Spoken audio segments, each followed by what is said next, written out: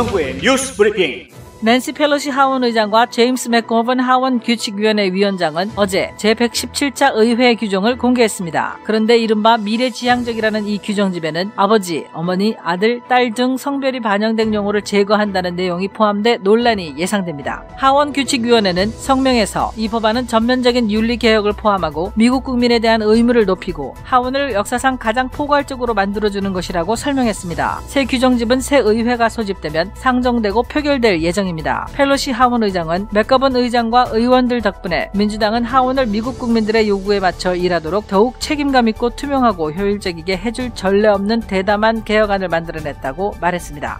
지난 수요일 조지아주 상원 청문회에서 증인으로 나선 데이터 과학자들은 조지아주의 선거 데이터를 분석한 결과 17,650표가 도널드 트럼프 대통령으로부터 조 바이든 민주당 대선 후보로 바뀌었다고 밝혔습니다. 디캡 카운티의 경우 오후 9시 11분에는 트럼프가 29,391표, 바이든이 17,218표였는데 다음 보고 시간에는 트럼프가 17,219표가 되고 바이든이 29,391표로 뒤바뀌었다는 것입니다. 이들은 이러한 현상이 여러 개 카운티에서 업로드한 데이터에 의해 상쇄되기 때문에 카운티 수준에서는 표가 뒤바뀌는 것을 관찰하기가 어렵다고 설명했습니다.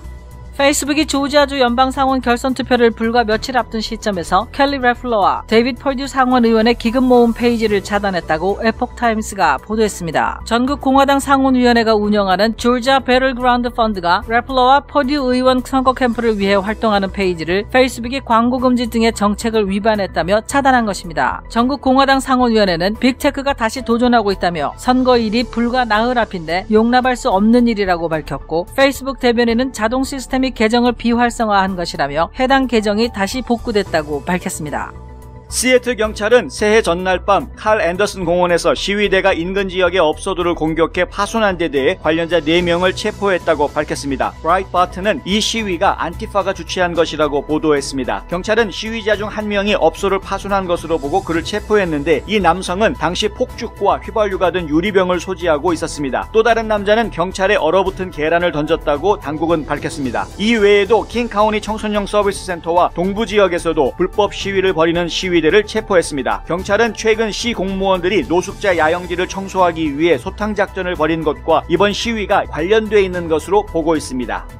연방판사는 루이 고모트 하원과 다른 공화당원들이 마이크 펜스 부통령을 상대로 낸 소송을 기각한다고 판결했습니다. 이 소송은 1월 6일 있을 선거인단 투표 개봉에서 주에서 보내온 선거인 투표를 선택할 수 있는 권한을 펜스 부통령에게 주어야 한다는 내용을 담아 주목받았습니다. 펜스 부통령은 이번 소송이 대상을 잘못 선정했다며 취하해줄 것을 법원에 요청했습니다. 민주당에서도 이번 소송을 기각해달라는 요청을 법원에 보냈습니다. 제레미 커너들 연방판사는 펜스 부통령이 조 바이든의 선거인단 승리를 확인하지 못하게 하려는 법적 행동을 가져올 지위가 없다고 판시했습니다. 조지아주 연방상원 결선투표 조기투표가 사상 최대치인 300만 명으로 마감됐다고 AJC가 보도했습니다. 조기투표는 다음 주 화요일 오후 7시 선거가 마감될 때까지 개표되지 않는 상태로 보관됩니다. 지난 11월 3일 대선 때 조기투표는 총 390만 명이었지만 상원 선거에 이렇게 많은 조기투표자가 몰려드는 일은 없었습니다. AJC는 민주당 지지 성향이 강한 지역에서 더 많은 조기투표가 이루어졌다고 보도했습니다. 농촌 등 보수 성향이 강한 선거구에서는 조기투표가 뒤떨어졌고, 특히 다음 주 월요일에 트럼프 대통령이 방문할 계획인 조지아주 북서부 지역은 더욱더 조기 투표율이 낮다고 전했습니다. 조지아주의 한 연방판사는 어제 스테이시 에이브람스가 설립한 유권자 단체 페어파이트의 요청을 기각했습니다. 이 단체는 텍사스주에 있는 보수 성향의 유권자 단체 트루 더 보트가 선거 무결성을 위해 제기한 소송이 조지아주 전역의 유권자들을 괴롭히고 위협하는 것이라고 비난하면서 트루 더 보트가 조지아주 선거에 영향력을 주지 못하도록 명령해달라고 법원에 요청했었습니다. 스티브 존스 판사는 판결문에서 법원도 원고들이 보복에 대해 두려워할 수 있다고 의심하고 있지만 트루 더 보트가 협박이나 괴롭힘 같은 행위를 저질렀다는 증거가 불충분하다고 지적했습니다. 판결문에는 법원은 유권자들의 선거권을 박탈하기 위해 연방법을 회피하려는 시도를 따르지 않을 것이라며 민주주의 자체를 약화시키는 행위이기 때문에 이러한 유권자들의 도전을 위협하고 선거권을 축소하려는 행위자들을 용납하지 않을 것이라고 덧붙이고 이 사건이 아직 끝나지 않았다고 밝혔습니다. 샌프란시스코에 있는 낸시 펠로시 하원 의장의 자택 차고문에 임대를 취소하라. 우리는 모든 것을 원한다는 낙서가 적혀 있다고 연예 전문 매체 TMZ가 보도했습니다. 차고문 앞에는 돼지머리와 가짜피가 뿌려져 있습니다. 차고문 왼쪽에는 무정부주의자들을 상징하는 아나키스트 로고도 그려져 있습니다. TMZ는 샌프란시스코 경찰이 오전 3시경 펠로시의 자택에서 공공기물 파손 신고를 받았다며 용의자가 있는지는 확실하지 않다고 전했습니다. 상원은 어제 불법 자금 흐름을 쉽게 감시하기 위해 오랫동안 손봐오던 불법 자금 세탁 방지 규칙과 익명의 유령 회사를 금지하는 법안을 통과시켰습니다. 이 법안은 기업들이 실소유주를 정부에 신고하고 법 집행자와 감독관 사이에 더 많은 정보를 공유할 수 있도록 하며 의심스러운 신규 활동을 모니터링하는 도구를 사용하도록 요구하고 있습니다. 당국은 기업 소유주 공개에 대해 미국이 가진 규정이 약해 범죄자들이 전 세계에 그들의 현금을 세탁할 목적으로 법인을 이용할 수 있게 한다고 밝혔습니다. 이 법안에 대통령이 서명하면 은행들이 불법 행위를 식별하고 추적하는 데 도움을 주게 될 전망입니다. 향후 2년간 입법부 역할을 담당할 제117대 의회가 내일 출범합니다. 117대 의회는 하원에서 민주당이 222석, 공화당이 211석, 공석이 2개 있는 상태이며 상원에서는 공화당이 51석, 민주당이 46석, 무소속 2석, 공석이 1개 있는 상태로 회기를 시작합니다. 오늘로 임기가 마감되는 제116대 의회는 지난 2018년 중간선거에서 블루웨이브에 힘입은 민주당이 하원 다수당이 되면서 트럼프 대통령 탄핵이 추진되는 등 수많은 정치적 갈등 상황을 연출했습니다. 새로 출발하는 제117대 의회는 시작부터 차기 대통령 선출로 어려움을 겪게 될 전망입니다. 당장 오는 6일 상하원 합동회의에서 선거인단 투표에 이의 제기가 예고돼 있기 때문입니다. 제임스 라이스 자동차 사고 변호사, 그의 실력은 이미 인정받았습니다. 미국 전체의 상위 1% 변호사 선정, 멀티밀리언 달러 승소 변호사, 14년 연속 AB 등급 유지, 6년 연속 슈퍼 변호사. 하지만 저희 최고의 자랑은 고객이 주시는 믿음입니다. If you've been injured in an auto accident, I want you to call me. I know who the enemy is, I know how they fight, and most of all, I know how to win. 제임스 라이스 법률 그룹. 안녕하십니까, 홍성구 기자입니다. 내일부터 연방의회가 본격적으로 새로운 회기를 시작합니다. 제117대 의회가 시작을 하는데요. 내일 이제 정식으로 의원 취임 선서를 하고 나면은 이 117대 의회가 본격적인 업무에 들어가게 됩니다. 업무 시작은 월요일부터 시작하게 된다고 합니다. 이번에 의회 구성을 보니까요, 총 435명의 하원들 중에서 222명이 민주당, 그리고 211명이 지금 공화당원, 이렇게 되어 있습니다. 그러니까 지금 11석, 11석 차이 정도밖에 나지 않는 비슷한 숫자를 지금 만들고 있는 상황이고요. 그렇다 보니까 만약에 의회에서 공화당이 무언가 의제를 내고 하원을 통과시키고 싶다 그러면 민주당 쪽에서 한 10명 정도만 더 끌어오면 과반을 할 수 있는 이런 상황으로 지금 되어져 있고요. 그리고 두 자리가 지금 공석으로 비어 있습니다. 예, 그래서 지금 그 두 자리가 또 어느 당으로 가게 될지 그것도 보궐선거 결과를 또 봐야 하겠습니다. 그리고 상원은 지금 51명이 공화당이고요. 그리고 46명이 민주당, 그리고 2명은 지금 무소속으로 되어 있습니다. 근데 무소속 의원들이 지금 민주당 쪽 성향을 가지고 있다, 이렇게 파악을 하고 있고, 공화당의 51명 중에서 1명이 누구냐면 켈리 레플러 의원입니다. 켈리 레플러 의원 같은 경우에는 지금은 임기가 보장이 되고 있지만은 1월 5일 날 치러지는 결선 투표에서 재선에 성공을 하면 그러면 이제 계속 공화당 의원으로 자니 아이잭슨 상원의원의 잔여 임기를 계속 채울 수 있게 되는 것이고요. 만약에 그렇지 않으면은 그 자리가 이제 도전자인 라파엘 워너한테 넘어갈 수도 있는 위기에 지금 처해 있는 것이죠. 1월 5일 결선 투표 결과를 봐야 합니다.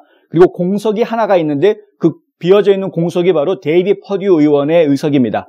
데이비 퍼듀 의원은 이제 오늘부로 임기가 이제 만료가 되고요.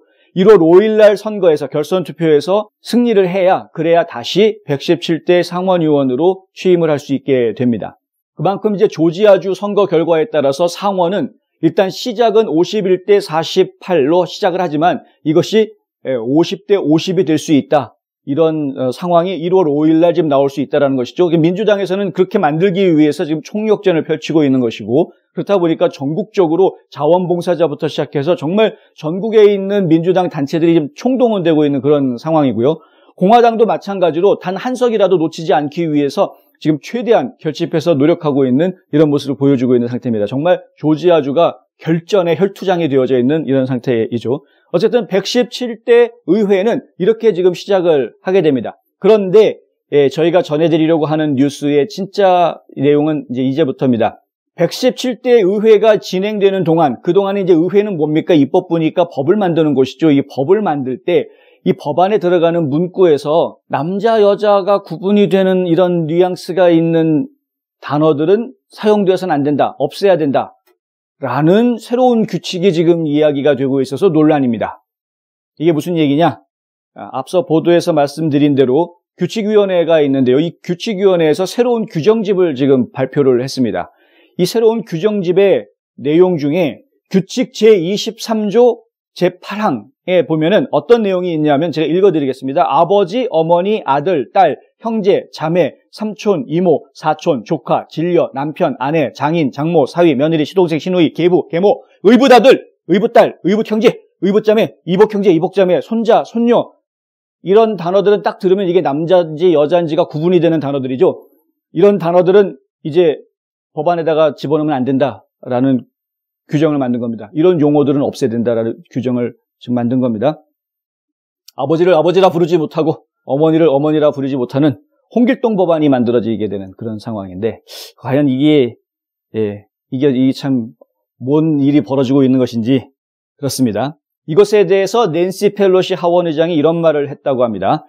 이 미래지향적인 제안들은 코커스로서 그리고 국가로서 우리의 우선순위를 반영한다. 우선순위가 남녀 구별하는 사람들보다는 남녀 구별 안 하는 사람들을 더 우선순위 위에 올려놓겠다라는 이야기인 셈인데, 이게 무슨 생각인지, 그리고 더군다나 미래지향적인 제안이다 이렇게 이야기를 하는데, 도대체 민주당이 생각하는 미래라는 것은 남녀 구분이 없는 유니섹스 유토피아를 미래지향적이라고 말을 하는 것인지 묻지 않을 수가 없습니다. 이게 참 답답하기 짝이 없는 이야기입니다. 그러면 그 수많은 남자, 여자를 어떻게 하라는 이야기냐? 궁금할 수밖에 없죠? 자, 규정집에는 이렇게 이야기하고 있습니다. 부모, 자녀, 형제자매. 이 형제자매라는 말은 원래는 한국말로 번역하니까 이렇게 나올 수밖에 없어서 그런데요. 영어에는 sibling이라는 단어가 있습니다. sibling. 이게 sibling이라는 게 결국 형제자매라는 혈육이라고 번역해야 되겠네요. 혈육. 그러고 보니까 그런 단어가 있었군요. 혈육. 친혈육 그러면은 친혈육 이렇게 해야 되는 겁니다. 아빠, 엄마 대신에 부모 이렇게 얘기해야 되는 거고, 아들, 딸 대신에 자녀 이렇게 표현하라는 이야기입니다. 그리고 형제, 자매 대신에 혈육, 친혈육 이렇게 표현하라는 것이죠. 야, 손자, 손녀 대신에 손주. 네. 미친 거 아닙니까? 이걸 지금 규정집이라고 만든 겁니까? 99.9%의 대다수 국민들을 0.01%의 소수 국민들 때문에 다 바보를 만들어 버리려고 한다라는 게 이게 말이 되는 거냐 이거죠. 이런 걸 가지고 미래지향적인 법안이라고 이야기하는 게 이게 민주당의 이게 일단은 화를 낼 수밖에 없는 상황인데, 예전에 저희가 한번 이런 말씀을 해드린 적이 있습니다. 소외받는 소수, 이 사람들 저희가 정말 긍휼을 베풀어야 되는 대상들이라고 했죠. 그래서 소외당하고 있는 소수들을 이 사회가 돌봐주고 도와주고 하는 그런 시스템 반드시 있어야 하는 것입니다. 좋은 것이죠. 그런데 그 소수 때문에 대다수 전체가 다 불편해지게 하는 이런 문제가 생겨서는 안 된다. 그것이야말로 부조리다. 이런 말씀을 드린 적이 있었는데요. 이 얘기 다시 안 할 수가 없습니다. 소수를 존중해 주는 것은 좋습니다. 그걸 뭐라고 하는 게 아닙니다. 그런데 그 소수 때문에 전체가 다 불편해지는 것은 정말 바보 중에도 정말 상바보의 짓입니다. 이건 바보의 수준을 넘어서 미친 짓이라는 얘기를 할 수밖에 없는 그런 행동이라 이거죠. 왜 그런 행동을 입법부에서 하려고 하냐 이겁니다. 국민들이 뽑아준 입법부가 왜 이런 짓을 하려고 하느냐 이겁니다. 그걸 또 미래지향적이라고 이야기하는 게 말이 되는 소리입니까? 그래서 여러분들이 정신을 바짝 차리셔야 된다 이런 얘기를 하는 겁니다. 화장실도 하나 더 만들어라. 그것까지는 용납해 주겠는데 기껏 만들어줬더니 그것도 새로운 성차별이다 어쩌다 하면서 그 화장실 사용하기 거부하는 사람들이 또 나왔죠. 그리고 남자인데 여자 화장실 들어가고 여자인데 남자 화장실 들어가고 막 이런 이상한 일들이 지금 벌어지고 있는 이런 거 아닙니까? 사회가 질서를 바로잡게 하는 것은 굉장히 중요한 겁니다. 그런데 질서라는 것이 뭘 기준으로 만들어지는 겁니까? 소수에 대한 배려를 기준으로 전체를 컨트롤하는 질서를 만든다라고 하는 것은 그거는 생각이 잘못된 것이죠. 전체가 편리하게 만들어진 질서를 세워놓고 그 질서 때문에 고통받고 있는 소수들을 보호할 수 있는 방법들을 부칙으로 만들어야 하는 것이 정상적인 것 아닙니까? 이런 정상적인 절차가 있는데 왜 이상한 짓을 하려고 하느냐? 지적을 안 할 수가 없다. 이런 이야기입니다. 제발 좀 입법부 정신 좀 차리고요. 이런 문제들 바로잡도록 의원들이 정신 차리고 좀 제대로 된 규정집을 좀 만들어주기를 바랍니다. 화장품 백화점 미쓰이 화장품 인터넷 주문도 가능합니다. 고객의 꿈을 실현하는 은행 메트로시티은행. 감기 환자를 위한 출입구 따로 있습니다. 김시현 내과. 조지아주로 가보겠습니다. 조지아주에서 저희가 좀 주목해야 될 일이 좀 있는데요. 법원에서 벌어지고 있는 일입니다. 텍사스주에 있는 유권자 단체가 소송을 제기한 적이 있습니다. 이건 지난달에 있었던 일인데요. 연말에 있었던 일이죠. 이 조지아주의 선거 결과를 놓고 이야기하니까 이 유권자들이 도대체 투표를 할 자격이 없는 유권자들이 투표한 것들이 너무 많이 드러났는데 그것들이 시정이 되지를 않고 있다. 투표할 자격이 없음에도 불구하고 어떻게 그 사람들이 투표를 했을까? 그걸 놓고 보니까 유권자 명부에 그 사람들의 이름이 있더라라는 것이 가장 큰 문제이다라는 거죠. 유권자 명부가 좀 문제인 것 같다. 그래서 지금 현재 조지아주 법원에서는 유권자 명부 싸움이 지금 벌어지고 있습니다. 이 유권자 명부가 제대로 만들어져 있으면 좋은데 이 모든 주가 다 마찬가지겠지만은 이게 제대로 운영이 잘 되지 않고 있더라라는 것입니다. 이 미국은 한국처럼 단일 정부가 모든 걸 다 컨트롤하고 있지 않기 때문에 각 주정부가 주민에 대한 데이터베이스를 다 가지고 관리하도록 되어져 있고 연방정부는 전체 국민에 대한 정확한 개개인의 정보들을 모두 다 가지고 있지 못한 그런 상태입니다. 그렇다 보니 결국은 선거 관리도 다 주 단위에서 벌어져야 하는 것이고 연방이 개입할 수 있는 소지가 상당히 적은 것이죠. 자, 주정부가 가지고 있는 유권자 명부라는 것은 철저하게 내가 유권자로 신청합니다라고 해서 신청받아서 명단을 만들어주는 그런 상태로 명단이 제작이 됩니다. 그렇다 보니까 유권자인 사람들이 조지아주에서 살다가 타주로 가거나 또는 해외로 이사할 경우에 자, 나는 해외로 이사하니까 더 이상 유권자 명단에서 내 이름 필요 없으니까 빼주세요라고 신고하는 사람들이 그렇게 없더라는 거죠. 별로 없다는 것이죠. 사실 뭐 이사 가는 사람 입장에서 이렇게 뭐 크게 신경 안 쓰기 때문에 그렇습니다. 그러니 이사를 가서 타주에 있는 사람들인데도 불구하고 여전히 유권자 명단에 이름이 남아있는 경우가 상당히 많다라는 것이죠. 자, 사망을 하는 경우도 마찬가지인데 사망을 했다고 해서 이분이 돌아가셨으니 유권자 명단에서 이름을 빼주세요라는 요청이 들어오는 경우는 거의 없다는 것입니다. 그렇다 보니 사망자들이 이름이 그대로 유권자 명단에 그대로 남아있더라는 것이죠. 이 문제를 좀 바로잡아야 되겠다 하는 겁니다. 이 문제를 바로잡기 위해서 트루더 보트라는 데가 이 조지아주에 있는 많은 주민들하고 협력해서 자원봉사자들이 지금 협력을 해서 이 유권자 명단에 있어서는 안 될 사람들의 이름들이 어떤 것이 있는지를 지금 찾아내는 작업들을 계속 진행을 하고 있습니다. 그러던 중에 지난달에 두 개 카운티에 대해서 이 빌힐 카운티라는 곳과 머스코기 카운티라는 이 두 곳의 카운티에 대해서 소송을 제기를 했습니다. 유권자 명단에서 이 사람들은 빼달라라는 명단을 이제 제시를 한 것이죠. 법원에다가 낸 겁니다. 그런데 법원에서 이 내용을 기각했습니다. 그러니까 트루더 보트가 낸 소송을 법원이 기각을 했습니다. 바꿀 수 없다, 명단. 그런데 이 기각 판단을 내린 판사가 레슬리 에이브럼스 가드너라는 판사인데 이 레슬리 판사가 스테이시의 이 자매인가 친자매인 겁니다. 스테이시 아브람스는 지난 2018년에 조지아 주지사 선거에 나왔다가 떨어진 민주당 후보였습니다. 그런데 그 당시에 굉장히 박빙의 승부가 이루어지면서 전국적인 관심을 모으게 됐고 스테이시 에이브람스도 어떤 전국적인 스타 반열에 오르게 됩니다. 민주당 내에서는요. 그렇다 보니까 스테이시 에이브람스에 대한 관심과 후원 이런 것들이 집중이 됐었고요. 그 힘을 이용을 해서 스테이시 에이브람스가 2018년부터 비영리 단체를 만들고 그리고 조지아주에 민주당 바람을 일으키기 위한 그런 준비 작업, 운동들을 전개를 합니다.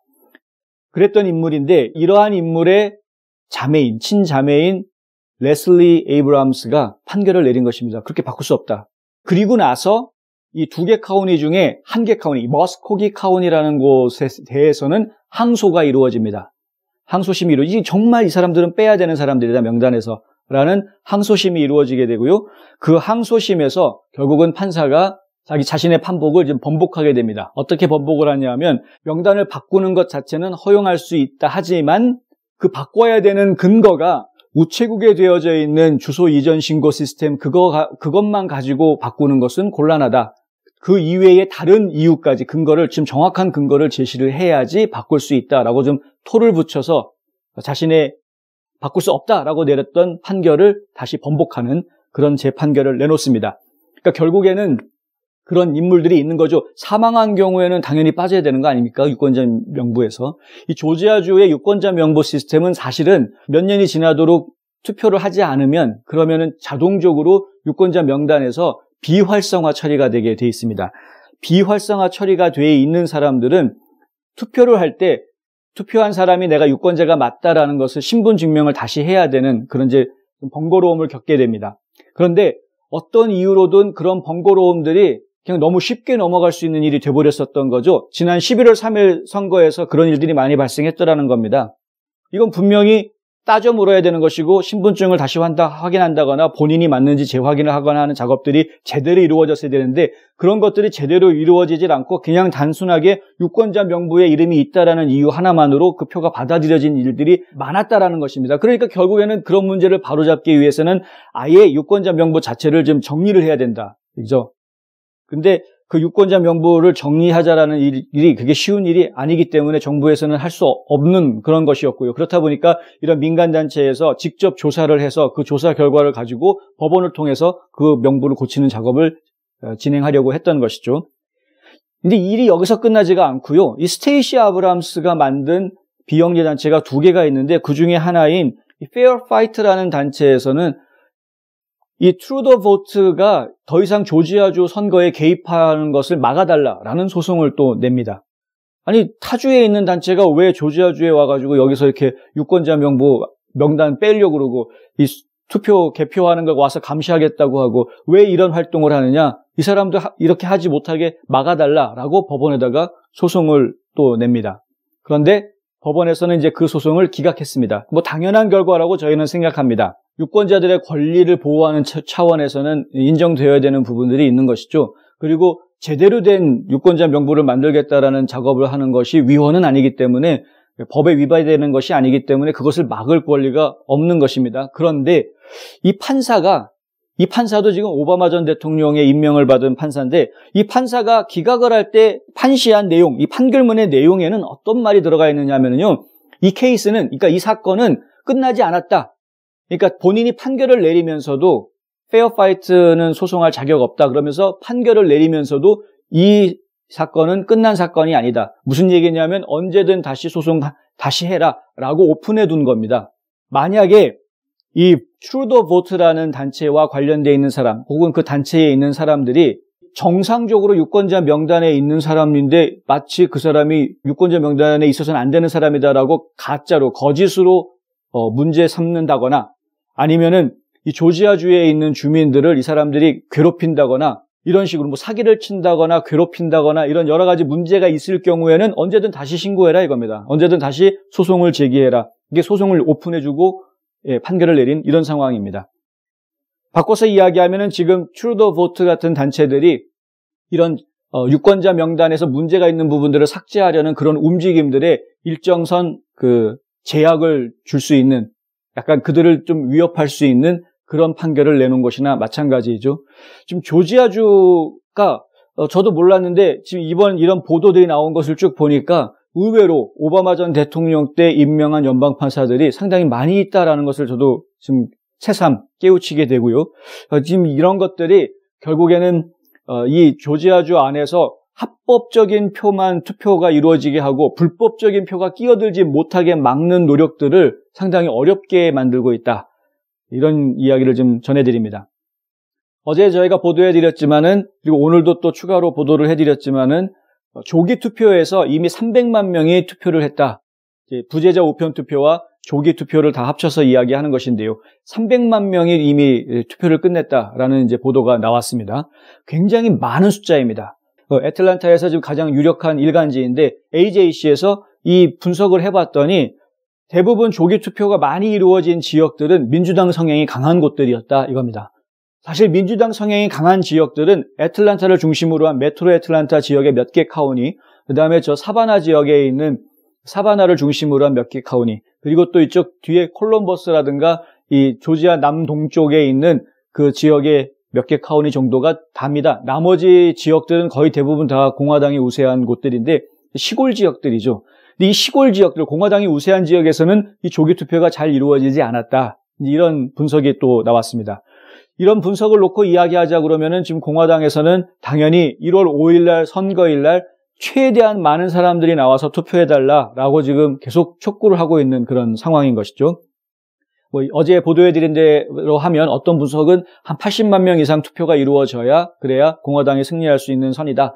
어떤 분석가는 100만 명은 투표해야 공화당이 이길 수 있는 선이다. 이런 이야기를 지금 하고 있는 것입니다. 자, 300만 명이 투표를 했는데 100만 명이 선거일 날 한꺼번에 다 나온다 그러면 선거가 일정이 좀 어려워지는 그런 지경까지 갑니다. 100만 명을 수용하기 사실 좀 어려운데 그 정도로 많은 사람들이 나와서 투표를 해 주어야 그래야 승산이 있다라는 분석이 지금 나오고 있는 것입니다. 어찌 보면은 민주당 쪽에 유리한 분석이고 어찌 보면은 공화당 쪽에서는 상당히 좀 우려스러운 그런 일들이 지금 진행되고 있는 것 아니냐라는 이야기를 할 정도의 그런 분석이 나오고 있는 것인데 결과는 뭐 놓고 봐야 되겠습니다만은 한 가지 확실한 것은 최대한 1월 5일 날 많은 분들이 나와서 투표하도록 해야 되겠다. 아직 조기 투표를 하지 않으신 분들, 우편 투표하지 않으신 분들은 1월 5일 날 꼭 현장에 나와서 투표를 하셔라 이야기 드리고 싶습니다.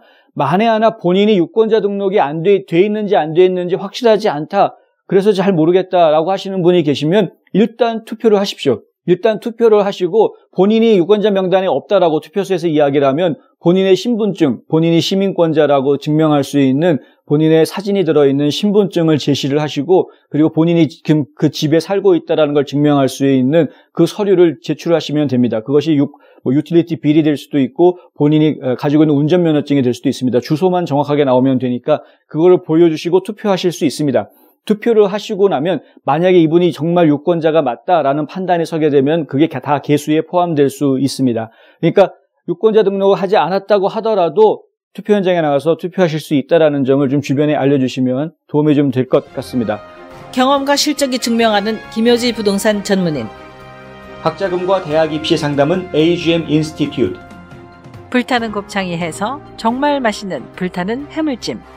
지난 수요일 날 조지아주 상원에서 있었던 그 부정선거에 대한 청문회, 이 청문회 증인으로 나왔던 분들 중에 데이터 분석가들이 지금 새롭게 주목을 받고 있습니다. 에폭타임즈가 오늘 아주 중요하게 보도를 했는데요.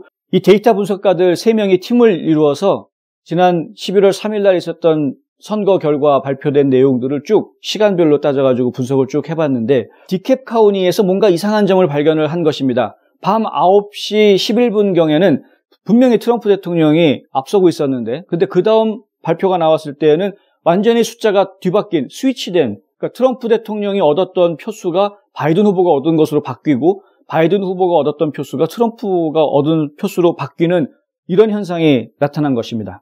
이 디캡 카운티에서 그런 현상 때문에 만들어진 표 차이가 17,218표라고 하는데요. 적은 숫자가 아닙니다. 왜냐하면은 이 바이든 후보와 트럼프 대통령이 조지아주에서 불과 만 몇천 표 차이로 승패가 바뀌었기 때문에 이 승패를 바꿀 수 있는 정도의 표 차이였던 것입니다. 이것만 만약에 사실인지가 확인이 된다고 하면은 그러면 트럼프 대통령이 조지아주에서 이긴 것으로 바뀔 수 있는 그런 내용인데 이것이 이제 사실로 확인되는지 좀 저희가 좀 더 지켜봐야 되겠습니다. 이 내용을 발표한 분석가들은 자기네들은 어떤 특정 당을 지지하기 위해서 이런 걸 얘기하는 것이 아니라 그냥 단순하게 본인들이 분석한 숫자를 얘기하는 것이다. 숫자라는 것은 이건 그냥 어떤 당의 분리 유불리를 떠나서 그냥 초당적으로 이야기할 수 있는 것이다. 이건 과학이라는 것이죠. 이걸 발표한 저스틴 밀레이라는 분석가는 이 보통 경력자가 아닙니다. 9년 반 동안 해군에서 전자전 기술자로 일했던 사람이고 CIA에서 데이터 분석가로도 활동했던 그런 인물입니다. 그런 인물이 이 자료 분석을 했던 거니까 이게 저희가 좀 신뢰를 할 수 있지 않나라고 생각이 듭니다. 그런데 이 데이터 내용을 보면은 이게 디캡 카운티뿐만이 아니라 여러 곳의 카운티에서 이런 일들이 벌어졌다 이겁니다. 그런데 왜 그걸 사람들이 눈치채지 못했느냐? 그 숫자가 이게 디캡 카운티만 유독 이렇게 크게 나온 것이고 다른 카운티들은 조금씩 나왔다라는 거죠. 조금씩 어떤 이게 뒤바뀌는 현상들이 벌어졌고 그것을 다 합쳐서 놓고 결과적으로 이야기하니까 바이든 후보가 이기는 결과가 나왔다. 이렇게 이야기가 된 것입니다. 이런 부분도 만약에 이제 포렌식 감사가 이루어진다고 한다면 그러면은 충분히 증명이 될 수 있는 부분인데 문제는 이것을 증명하기 위한 포렌식 감사는 한 카우니만 해가지고는 안 된다는 거죠. 여러 개의 카우니를 지금 동시다발적으로 다 해야 감사를 해야 그래야 그 결과로 총합 집계가 이런 문제가 있다라고 확인할 수 있다라는 겁니다. 그래서 지금 상당히 재확인이 어려운 방법인 것 같은데 어찌됐든 간에 조지아주의 지금 선거가 문제가 있었다. 대통령 선거에 문제가 있었다라는 것을 이야기해주는 또 하나의 증언이다. 사실 이런 증언들이 굉장히 많습니다. 이 조지아주에서만 이런 것이 아니죠. 미시건주, 펜실베니아, 애리조나 5만 가지 곳에서 뉴멕시코도 지금 마찬가지고 5만 곳에서 지금 문제들이 많이 있다라고 여기저기서 다 드러나고 있는데 근데 이런 드러나는 점들을 꾸준하게 민주당 쪽에서는 아무 문제도 아니다. 그건 별일이 아니었다. 오해다. 뭐 이래가면서 다 덮고 있고 심지어는 음해다까지도 나오고 거짓말이다까지도 지금 나오고 있는 상황이죠. 근데 그렇게 다 덮어가려고 하고 있고 이것을 도대체가 주의회나 주정부에서 도대체가 해결을 하지 못하고 있으니 결국에는 이게 시간 때문에 선거인단 투표 결과가 개봉이 돼야 되는 1월 6일을 향해서 지금 우리가 가고 있는 그런 상태인 것이죠. 어제 트럼프 대통령이 트위터를 통해서 이야기했듯이 굉장히 거대한 규모의 부정행위 사실들이 1월 6일 날 공개가 될 것이다. 그럴 수밖에 없습니다. 이 선거인단 투표를 개봉을 하면서 이의제기가 나오게 되면 그 이의제기가 어떤 이유에서 이의제기가 됐는지 설명이 이루어지게 될 것이고 어떤 부정선거에 문제가 있었는지가 다 이야기가 될 수밖에 없습니다. 그 사이에 의원들이 토론을 벌이는 2시간에 제한되어 있는 토론, 그 토론에서도 각 의원들이 5분의 발언권을 가질 수 있게 되어 있습니다. 그러니까 의원들마다 서로 간에 어떤 것이 문제였는지를 발언을 하게 될 텐데 그런 내용들이 그대로 다 생방송이 됩니다. 모든 국민들이 그것들을 다 보게 됩니다. 거기에서 공화당 의원들이 얼마나 많은 시간을 가지고 이런 발언들을 해내는지 사실들을 밝히는지 저희가 좀 지켜봐야 하겠습니다만은 그리고 그런 사실들이 공개가 되고 부정선거 의혹들이 의혹 수준이 아니라 이것은 정말 사실로 보여줄 수 있는 숫자다, 실물이다라는 것들이 제공이 돼줄 수 있는지도 봐야 되고 그것들이 제공이 됐을 때 국회의원들이 어떻게 행동을 할지도 봐야 할 것이고요. 그런 것들이 제공이 됐을 때 또한 그것을 시청한 국민들이 어떻게 반응을 할지 저 같으면 당장 제 지역구 의원한테 전화를 걸든 뭐 텍스트를 보내든 해서 지금 당장 그거 거부해라 라고 뭐 한마디 할 것 같은데 그런 국민들이 얼마나 많이 있을지 이제 좀 지켜봐야 하는 것이죠. 지금 국회의원도 아마 굉장히 바쁠 겁니다. 이런 것들을 준비해야 되기 때문에 지금 상당히 바쁜 시간을 보낼 것이라고 지금 제가 예상이 됩니다. 보도를 통해서 전해드리는 데는 어느 정도 한계가 있을 수밖에 없는데요. 왜냐하면 보도에 제공되는 내용들은 어떤 움직임이 발표가 되는 것들을 기준으로 하는 경우가 많기 때문에 실제로 내부적으로 준비하는 과정들 같은 경우에는 일일이 다 보도해드리기가 어려운 상황이 있습니다. 그렇다 보니 실제로 많은 일들이 지금 움직여지고 있는 상황인 것을 저희가 느끼기는 하는데 구체적으로 어디에서 어떤 일들이 있다라고 일일이 다 전해드리지 못하는 그런 안타까움도 있습니다. 다만 저희가 말씀드릴 수 있는 것은 끝까지 지켜봐달라, 계속해서 지켜봐달라 하는 말씀을 드리는 것이고요. 그리고 만에 하나 이런 일들이 진행되는 과정에서 문제가 있다라고 확신이 서시면은 행동해달라라는 부탁도 드리는 것입니다. 부정선거를 바로잡는 것은 트럼프가 다시 대통령이 된다 안 된다를 떠나서 우리 이 미국이라는 나라가 바로 서고 앞으로 이 나라가 계속 번영하기 위해 꼭 필요한 작업이다. 자유민주주의 시스템이라는 것이 보존되기 위해서는 꼭 필요한 것이다라는 말씀 다시 한번 드립니다. 한 곳에서 시작되는 안정된 미래, 선우앤 선우 종합보험. 고객과 직원을 지켜주는 스니즈가드. 지금 주문하세요. 베너앤프린트. 지난 새해가 밝아오기 바로 전날 밤이죠. 뉴 이어 이브의 밤에 시애틀에서 폭동이 있었다라는 소식이 전해지고 있습니다. 경찰은 4명을 체포했다라고 이야기하는데 이런 시위대의 과격한 움직임들이 예사롭지는 좀 않습니다. 앞으로 또 어떤 일들이 벌어질지 좀 봐야 됩니다. 물론 지금 보도에 나오는 내용들을 보면 시애틀에서 있었던 사건은 노숙자들을 강제로 지금 공원에서 내쫓는 그런 일들이 있으면서 그것에 대한 반감이 그렇게 응집이 돼서 벌어진 그런 폭동 내지는 이제 폭력 시위로 이해할 수밖에 없는 그런 내용들이 보도되고 있는데 근데 과연 그것만인지 그건 알 수가 없습니다.